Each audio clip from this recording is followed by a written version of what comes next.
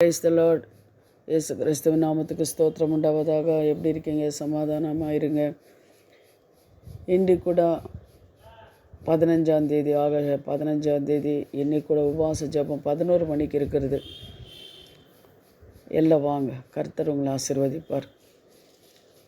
இன்றைக்கி 11 மணிக்கு ஜபம் இருக்கிறது, வாங்க. அது மாத்திரமில்லை, இன்றைக்கி வேதத்தில் ஒரு வசனத்தை எடுத்து கூட நம்ம தியானிக்கலாம். ஜப்பனியா 3வது அதிகாரம் 15வது வசனம் பாருங்கள். கர்த்தர் உன் அக்கிரமங்களையே அகற்றி உன்னை சத்துருகளையே விலக்கினார். இஸ்ராவேலின் ராஜாவாகிய கர்த்தர் உன் நடுவிலே இருக்கின்றார், இனி தீங்கி காணாதிருப்பாய்.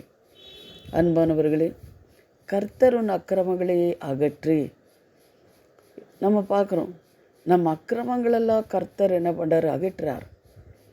இஸ்ராவேல் ஜனங்களை எகிப்து தேசத்திலிருந்து கொண்டு வந்தார். எல்லா காரியங்களும் ஒரு அற்புதங்களெல்லாம் பார்த்தாரு. ஆனால் வனாந்தரத்தில் வரும்போது முறுமுறுத்தாங்க. ஆண்டவரோட கோபாக்னி வந்தது. மோசே அவருக்காக ஜெபித்தார். மோசே அவருக்காக போராடினார். ஆண்டவரே, எகிப்து தேசத்திலிருந்து கொண்டு வந்தீங்க, ஆனால் உங்கள் கோபாக்னி அவங்கள மேலே வந்ததுன்னா, அவங்க இல்லாமல் போனாருன்னா அவங்க நாம தூஷிக்குமே, அவங்கள மன்னிங்க அப்படின்னு சொல்லிட்டு என்ன பண்ணுறாரு? மோசே ஆண்டவர்கிட்ட கேட்கும்போது ஆண்டவர் மன்னித்து கொண்டிருந்தார். எவ்வளோ பாடுகளும் பார்த்திங்களா? அதே போல் உன் சத்துருகளையே விலக்கினார். இஸ்ராவேல் ஜனங்களுக்கு என்ன பண்ணுறாரு? அந்த பார்வன் ராஜா பின்தொடர்ந்து வரும்போது கூட அவர் என்ன பண்ணுறாரு? விலக்கினார். சத்துருகளிலிருந்து விடுதலை கொடுத்தார் இஸ்ராவேல் ஜனங்களுக்கு. இஸ்ராவேலின் ராஜாவாகிய கர்த்தர் உன் நடுவிலே இருக்கின்றார், இனி தீங்கி காணாதிருப்பாய். நீ எப்போ எகிப்து தேசத்திலிருந்து, பாவத்திலிருந்து, சாபத்திலிருந்து தேவனு மீட்டு எடுத்துக்கொண்டாரோ அப்போதே கர்த்தர் என்ன பண்ணுறார்? உங்கள் நடுவில் இருக்கிறார். உங்களை என்ன பண்ண தீங்கு காணாதிருப்பாய்ன்னு சொல்லி இஸ்ராவேலுக்கு எப்படி தேவன் சொன்னாரோ அதுபோல தான் கர்த்தர் உங்களுக்கு சொல்கிறாரு, இன்னுமே தீங்கி காணாதிருப்பாய் அப்படின்னு சொல்கிறார். அதே போல் இன்னொரு வசனம் கூட அவனை சொல்கிறார் தெரியுமா? இன்னைக்கு காண்கின்ற எகிப்தியரை இனிமே நீர் காண மாட்டீர்கள் என்று இஸ்ராவேல் ஜனங்களுக்கு எப்படி ஆண்டவருக்கு வாக்குத்தத்தம் கொடுத்தாரோ அதுபோல தான் உங்களுக்கு இந்த காலவேளையில் தேவன் சொல்கிற, நீ என்ன பண்ண தீங்க காணாதிருப்பாய். தேவன், இஸ்ராவேல் தேவன் உன் நடுவில் இருக்கிறார். நீ போகும்போது வரும்போது, உங்கள் குடும்பங்களில் உங்கள் பிள்ளைங்கள் போகும்போது வரும்போது உங்கள் நடுவில் இருக்கிறார். ஆனால் இந்த காலவேளையில் நீங்கள் அவர் நோக்கி கூப்பிடுங்க.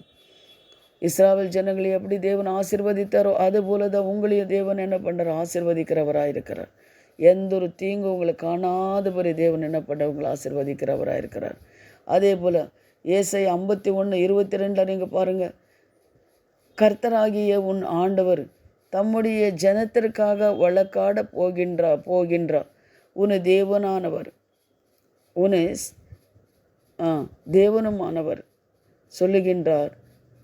சொல்லுகின்றது என்னவென்றால், இதோ தத்தளிப்பின் பாத்திரத்தையே உன் கையில் இருந்துமே நீக்கி போடுகிறேன். இனி என் உக்கிரத்தினுடைய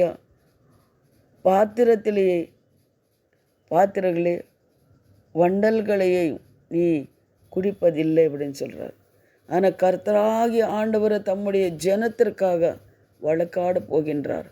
உங்களுக்காக கர்த்தர் என்ன பண்ணார்? உங்களுக்காக, உங்கள் பிள்ளைங்களுக்காக தேவன் வழக்காடுகிறவராக இருக்கிறார்.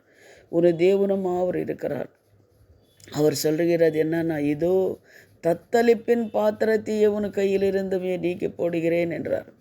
தத்தளிப்பின் பாத்திரத்தை உங்கள் கையிலிருந்து அவர் நீக்கி போடுகிற தேவனாக இருக்கிறார்.